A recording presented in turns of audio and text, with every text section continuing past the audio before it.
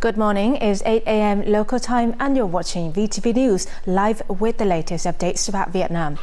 The whole country must pool all of its resources and make a big effort to eliminate the outbreaks in Da Nang and other localities in early August. This was requested by Prime Minister Nguyễn Xuân Phúc at the monthly government meeting on Monday morning. Only by quickly containing these outbreaks can a solid economic recovery be created.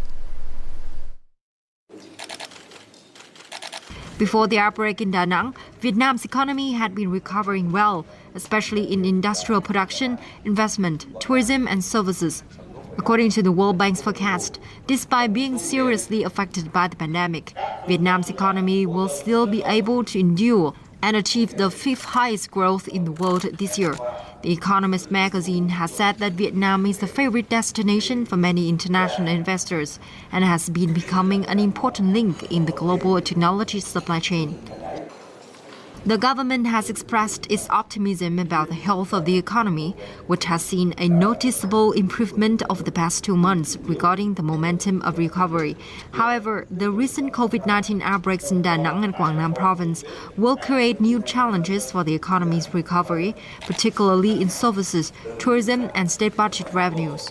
Prime Minister Nguyễn Xuân Phúc stated that at this time, it is necessary to drastically fight the pandemic and prevent it from spreading further. As the pandemic is emerging again, we must not be careless and let the pandemic break out on a large scale. So with the spirit of putting all resources in dealing with all outbreaks, especially in Da Nang, we must aim to contain them in early August, which is a decisive time to prevent a large-scale outbreak. We must focus our efforts on all levels and sectors. The second wave is more serious than the previous one, so I request specific and practical measures for a clear direction for the remaining 5 months as well as next year.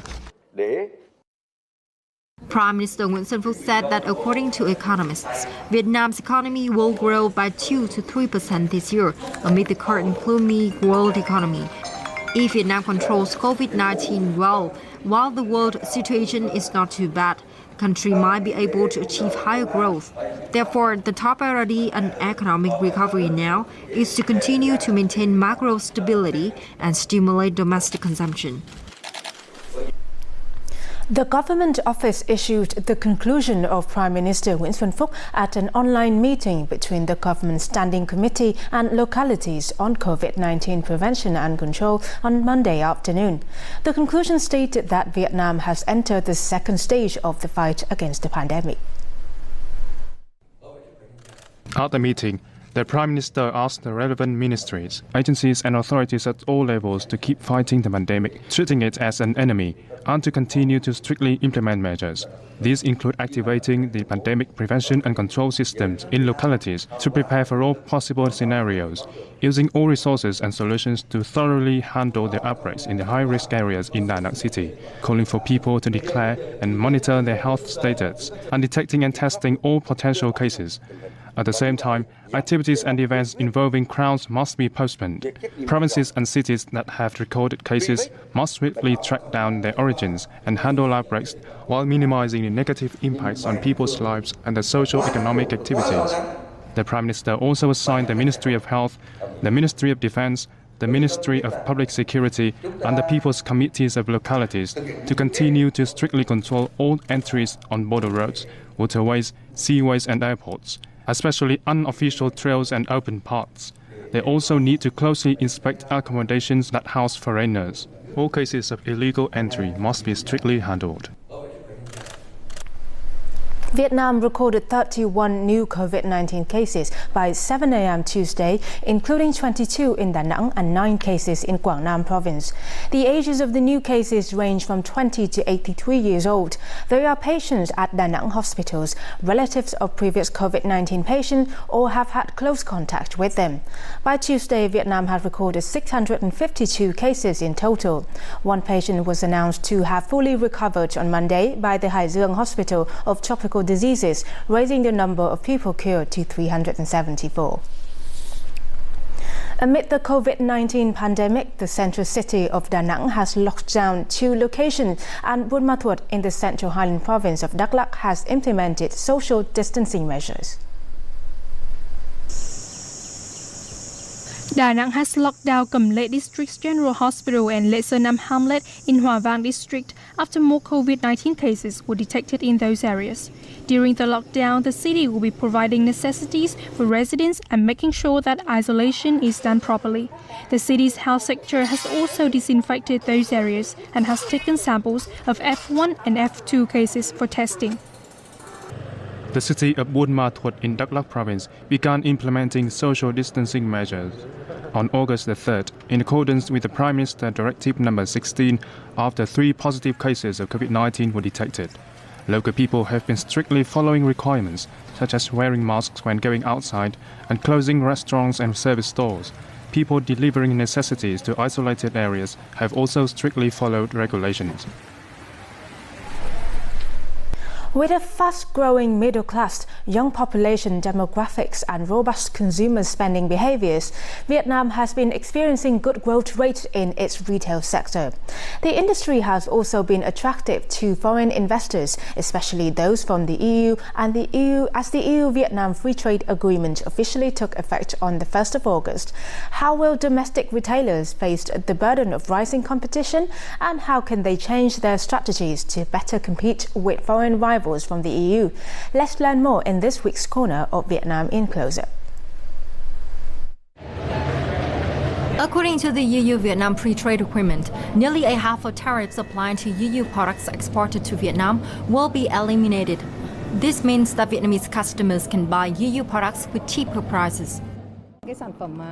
EU products such as butter and milk from countries like France and Italy have good quality. I hope the agreement will soon be implemented so consumers like me can buy more EU products with good prices.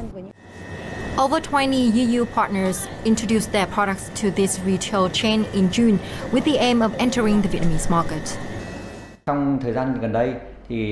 Many producers from some European countries have reached us to introduce their products recently. With EVFTA, prices of such EU-imported products are expected to decrease.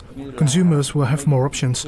Meanwhile, in some big cities, consumers have paid more attention to quality, brands and reputation of EU manufacturers who seem to have more advantages than Vietnamese ones. Market insiders say that imports of EU products to Vietnam will increase by 10 to 30% in the time to come, increasing competition for domestic companies. Vietnam will face fierce competition from EU countries in some specific types of products, such as pharmaceuticals, cosmetics, household appliances, and agricultural products. Experts say that EU retail chains may consider investing in Vietnam through cooperating with domestic retailers or through merger and acquisitions to penetrate the market. They come into Vietnam with very high and advanced technologies, strong finance resources, and also the high management capabilities. They will put much pressure on Vietnam retailers. From our point of view, we also see that Vietnam's retailer will face challenge in keeping their talent at this moment because of the attractive offer from retailer from EU.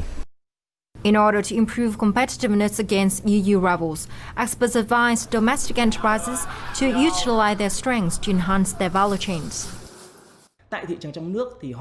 Domestic enterprises have already built good connections with domestic distribution channels that can utilize this to create a closed system from producing to selling products. This will help them reduce costs. They have to make a cooperation and also to build an ecosystem which has complete supply chain to increase their purchasing powers, increase their opportunities to get into the consumer in all kinds of categories and all kinds of products. In addition to enhancing cooperation between manufacturers and distributing companies, experts say that the application of technologies and payment method diversification can also help domestic retailers improve their competitiveness. They have to apply digital transformation and also to shift their traditional channel method into omni-channel using various technologies and provide and improve the consumer purchasing experience with advanced payment method, with e-wallet, with cashless checkout. Meanwhile, some domestic retailers have made their move to expand the network of their stores across the country through franchising or cooperated with fintech companies to diversify payment methods for their customers. Non-cash payment tools such as bank cards or e-wallets will be our main focus of payment methods. Experts advise that domestic retailers, whether following brick-and-mortar model or utilizing e-commerce, needs to focus more on improving customer experience, along with their own competitive advantage of having a good understanding of the market. This will be the key solution to help them compete with foreign rivals.